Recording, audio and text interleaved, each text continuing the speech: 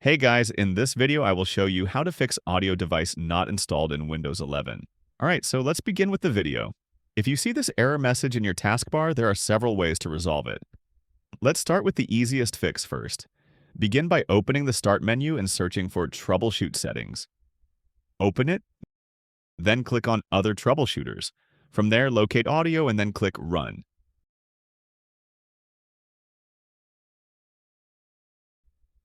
Once opened, scroll down and give consent to run diagnostics when prompted. Follow the on-screen instructions, such as confirming whether you hear a beeping sound. This built-in troubleshooter can often detect and fix common sound issues automatically. If that doesn't work, go back and open the Start menu again and search for Device Manager. Once it opens, expand System Devices and a wide menu opens. Here scroll until you find Intel Smart Sound Technology. Make sure it's enabled.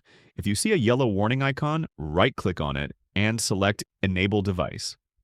If it's already enabled, try disabling it first, confirm the action, then right-click again and re-enable it. If the issue still persists, right-click on Intel Smart Sound Technology once more and choose Update Driver. Select Browse My Computer for drivers, then choose Let me pick from a list of available drivers. From the list, select Intel Smart Sound Technology Bus and click Next. After this, check your taskbar to see if the audio icon is working again. If you're still having problems, open the Start menu, search for Services, and open it.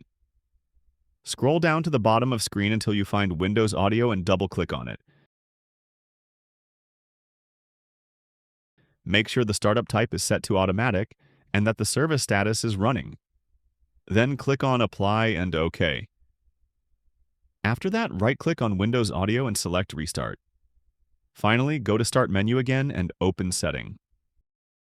Here, select Windows Update on the left-hand side.